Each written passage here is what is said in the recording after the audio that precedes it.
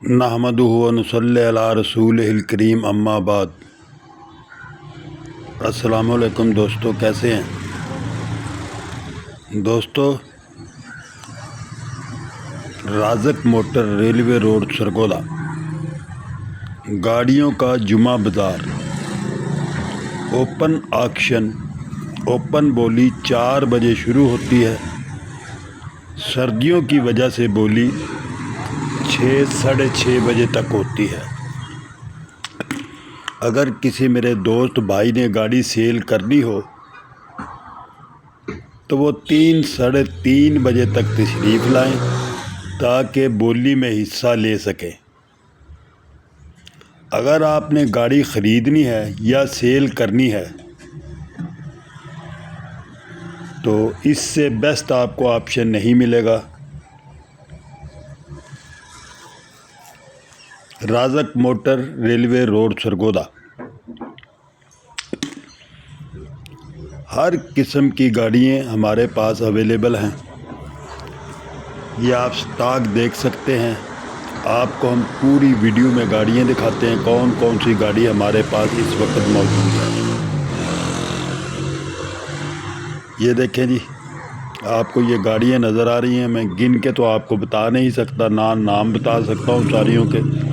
आप ख़ुद देखें कितनी गाड़ियाँ, तकरीबन 50-60 के करीब हमारे पास इस वक्त गाड़ियाँ मौजूद हैं। जैसा कि आपको मालूम होना चाहिए, ये वीडियो अभी 11 बजे दिन में 11 AM पर बनी है, जबकि गाड़ियाँ हमारे पास शुरू होती हैं 3 बजे के करीब आनी। जिस मेरे भाई दोस्त ने गाड़ी सेल करनी होती है वो जुमा के बाद आते हैं, उस वक़्त रश होता है। इसीलिए मैंने वीडियो पहले अपलोड की बना ली है ताकि रश के दौरान वीडियो बनाने में मुश्किल जो पेश आएगी वो ना आए।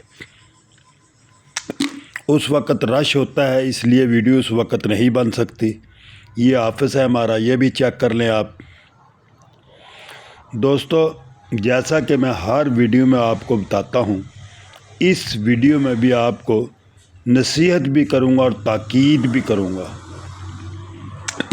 बराए मेहरबानी गाड़ी किसी अच्छे इदारे से ख़रीदें, अच्छे शोरूम से ख़रीदें।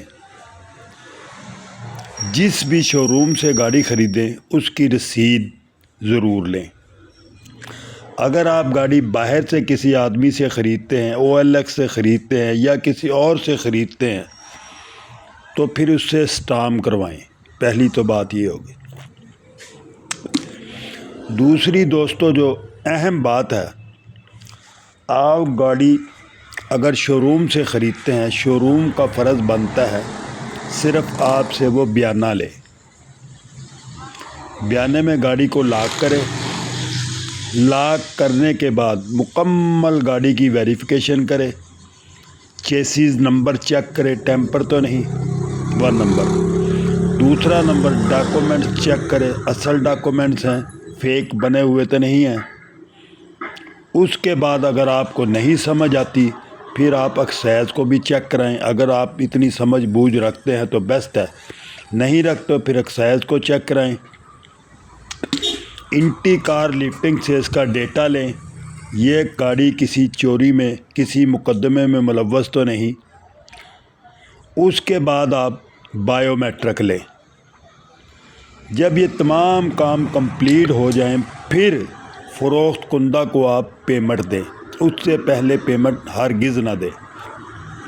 ये मेरी जो कस्टमर ख़रीदने आता है उनसे भी रिक्वेस्ट है और शोरूम वालों से भी रिक्वेस्ट है कि ये तरीका अख्तियार किया करें ताकि बाद की परेशानी से बच सकें।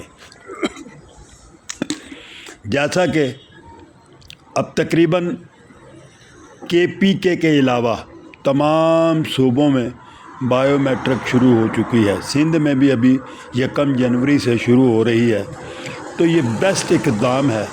पहले तो हम सोचते थे कि ये कारोबार हमारा ख़त्म हो जाएगा बायोमेट्रिक की वजह से, कैसे कारोबार चलेगा।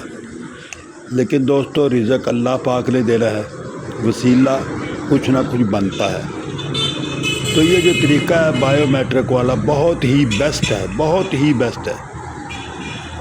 اس میں سے سب سے پہلا تو ہمیں یہ پریشانی ٹینشن ختم ہو چکی ہے، گاڑی کی چوری ہے کہ نہیں، ان کے خود نام ہوتی ہے، وہ سیل کرنے کے لیے آتے ہیں، اس سے خریدی بائیو میٹرک دوسرے کو دی، اس کے نام ٹرانسفر ہو گئی گاڑی۔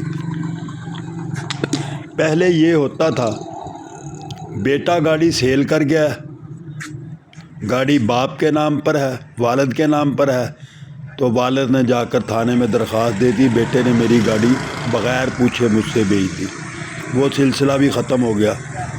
اب ایسا نہ کوئی دوست کسی کی گاڑی بیچ سکتا ہے، کیونکہ بائیو میٹرک تو وہی دے گا جس کے نام پر ہے۔ تو اس کا یہ طریقہ ہے، آپ 50,000 روپیہ، بہت سے لوگ ایسا کرتے ہیں 50,000 روپیہ نیچے رکھ لیتے ہیں، باقی پیمنٹ اس کو دے دیتے ہیں۔ یہ بالکل غلط طریقہ ہے، بالکل غلط طریقہ ہے۔ 50,000 روپیہ آپ بیانہ دیں اس کو، صرف 50,000 نیچے نہ رکھیں، اس کو بیانہ دیں صرف۔ جب وہ بائیو میٹرک دے دے آپ کو، تمام ڈاکومنٹس کلیئر ہو جائیں، پھر اس کو پیمنٹ دیں آپ، کیونکہ بائیو میٹرک کی وجہ سے گاڑی بالکل بیکار ہے آپ کی۔ اگر آپ کی 10 لاکھ کی گاڑی خریدتے ہیں تو آپ کی گاڑی 5 لاکھ میں بھی بیکار ہے اگر بائیو اس کی نہیں ہے۔ اگر آپ فیک ٹرانسفر اپنے نام پر کروائیں گے تو یہ سب سے بڑا جرم ہے، قانون کے خلاف ورزی ہے یہ۔ بھئی ایک آدمی نے آپ کو بائیو میٹرک نہیں دی جس کے نام پر ہے، تو آپ نے گاڑی خرید لی اور غلط طریقے سے اپنے نام پر ٹرانسفر کروا لی، تو یہ بھی غلط طریقہ ہے، بالکل غلط طریقہ ہے۔ ایسے کبھی بھی گاڑی اپنے نام نہیں کروانی چاہیے بغیر بائیو کے۔ گو کہ بہت سے لوگ کروا لیتے ہیں اور ہو بھی رہی ہیں، اب کچھ سختی کی ہے۔ تو یہ تھی آج کی ہماری ویڈیو۔ السلام علیکم۔